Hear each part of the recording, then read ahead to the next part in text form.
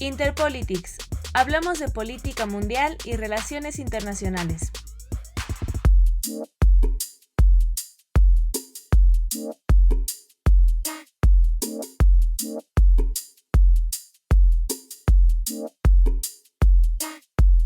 Hola, ¿qué tal? Bienvenidos a Interpolitics. Yo soy Guillermo Olvera y el día de hoy tendremos una invitada muy especial en el programa, la maestra Lani Mireya Naya Jiménez. Ella es licenciada en Relaciones Internacionales por la Universidad Nacional Autónoma de México.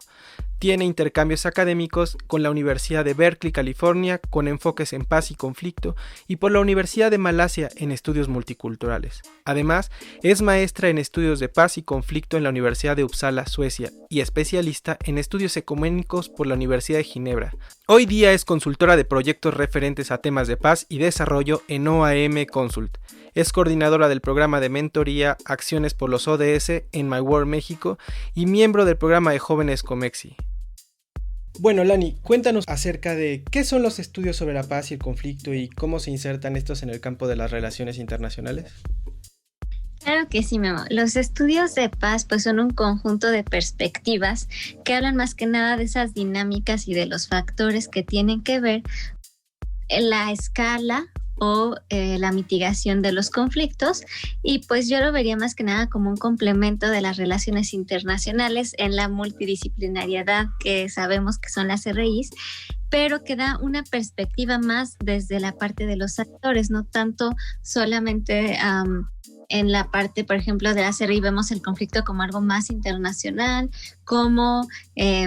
sobre todo nos enfocamos en ese tipo de conflictos, en tanto que los estudios de paz hablan también más enfocado a los actores que están envueltos en el mismo.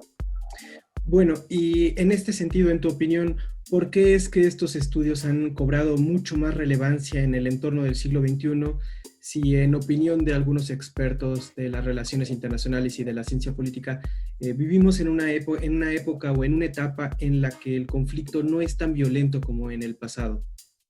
Bueno, depende de cómo o cuáles marcos teóricos usamos para analizar el conflicto, porque creo que de ahí parte también la respuesta que podemos dar. Es muy interesante lo que dices porque es cierto, hay gente que dice que los conflictos son menos, ¿no? Porque así como da la definición de que son menos violentos, creo que hay que tener mucho cuidado en el sentido de,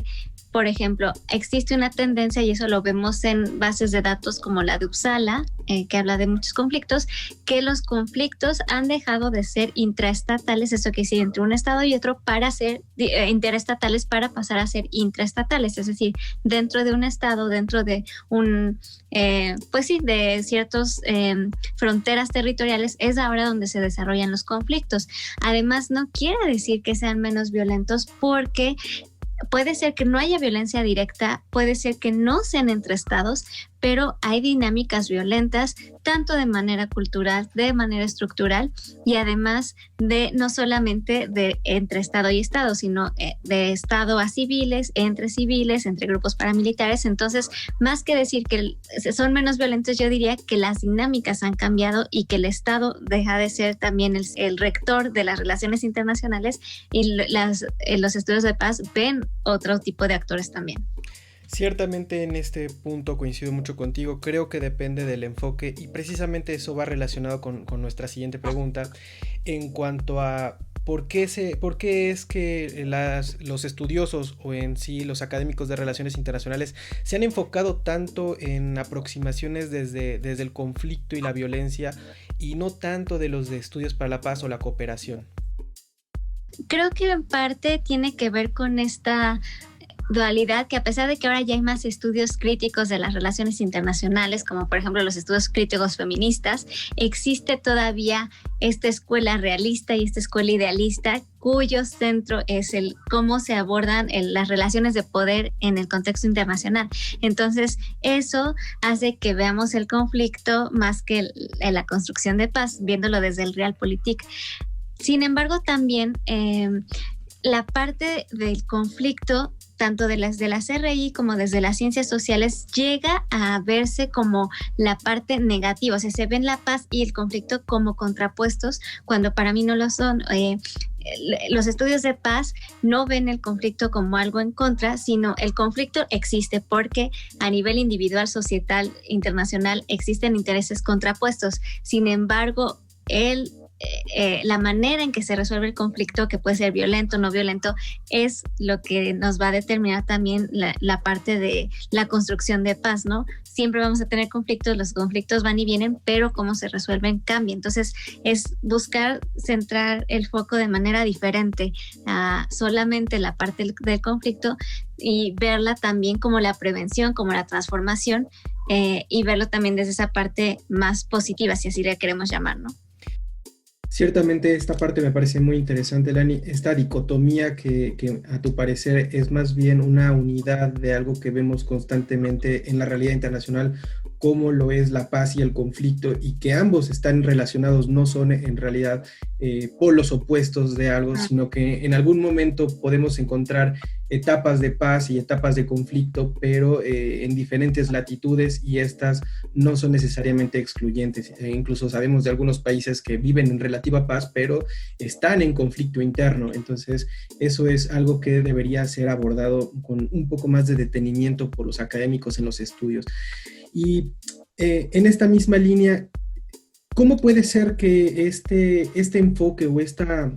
forma de entender la dinámica internacional, las relaciones internacionales, pueda realmente aportar más allá del discurso académico tradicional que hemos visto en la literatura, que realmente pueda tener un impacto en las sociedades a partir de la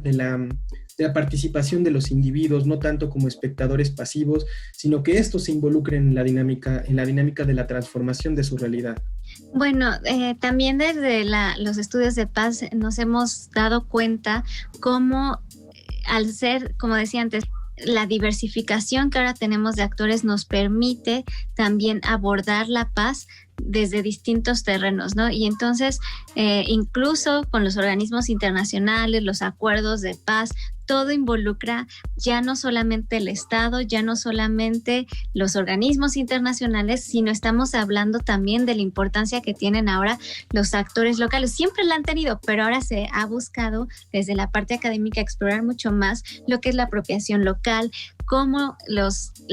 por ejemplo, el mismo sector privado a nivel local puede contribuir a la paz, porque vemos la paz como un estado, o sea, como un contexto que se habla de paz sostenible o de paz positiva en el que participan las estructuras políticas, económicas y sociales. Entonces, en ese sentido, todos los actores locales también forman parte de esta construcción de paz y de permitir que una paz pueda ser sostenible, ¿no? Que no solamente sea una paz negativa, de la que también hablamos en términos académicos. La paz negativa habla pues que hay una relativa estabilización, pero en cualquier momento puede escalar el conflicto porque no se abordan las causas de raíz. Entonces, ahora desde los estudios de paz se habla que tiene que haber no solamente el actuar multisectorial, pero que tiene que haber un eje de dos vías, tanto de los organismos internacionales hacia las localidades, pero también la importancia de los locales hacia lo global. Y en ese sentido recomiendo mucho una autora, Austerine Sebeterre, que ella habla ya de los liderazgos locales, y hay otra autora que habla desde el sector filantrópico y privado incluso, que se llama Rita Katowitz, y ella comenta parte de la importancia de darle ese peso a los actores locales, incluso a los privados, para poder ejercer paz y un cambio duradero. Muy interesante, Lani. Y justo en este momento creo que esta visión puede tener un impacto en la política y en el conjunto de la interacción social, en un momento en el que pareciera que las estructuras tradicionales están en un ataque constante. Podemos ver casos como la política que ha ejercido el presidente Donald Trump en contra de organismos multilaterales como la Organización Mundial de la Salud, o el abandono en el que han caído algunos foros tradicionales para el diálogo entre los países. En ese sentido, ¿cuáles crees que son los puntos prioritarios de la agenda internacional en los cuales los estudios de paz y conflicto pueden tener un impacto a lo largo de las siguientes décadas de este siglo? Sí, pues creo que nos encontramos en un momento bien interesante desde la CRI y desde el contexto internacional. Justamente la pandemia, ¿no? También viene a resaltar otras problemáticas y desde ese sentido, pues creo que hay un punto medular que va a ser, sobre todo, ya vemos esta polarización de opiniones internacionales entre quienes buscan más un aislamiento, los nacionalismos que están otra vez en auge, no solamente en Europa, ¿no? Aquí también en Brasil vemos claramente ese enfoque con Trump, como ya lo dices, de ya trabajar de manera más aislada. Y la misma sociedad, ¿no? En esta libertad de expresión también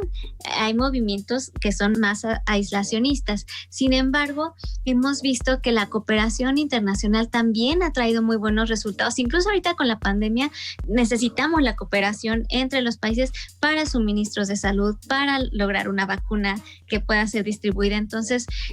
a pesar de que existen estas olas nacionalistas y más de aislamiento, me parece que los estudios de paz y la cooperación nos puede ayudar a poder contraponernos a esto, a volver a respetar, por ejemplo, los objetivos de desarrollo sostenible como esa hoja de ruta, que no solamente es que la haya puesto la ONU, sino que fue un acuerdo entre estados, entre sociedad civil, entre sector privado, que nos ayuda a poder generar un desarrollo sostenible no solo para un país, sino para el mundo en general. Entonces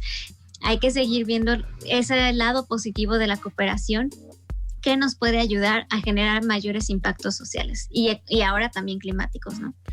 Bueno, nos acercamos a la parte final de nuestro programa y para ello me gustaría entrar en una serie de reflexiones acerca de lo que nos has estado hablando, en la que resalto algunos puntos muy especiales, como ha sido esta opción a este enfoque tradicional de las relaciones internacionales, que a mi parecer es muy útil, e incluirlo en una nueva perspectiva en la que no solamente se incluya estos discursos que se dan en el ámbito académico,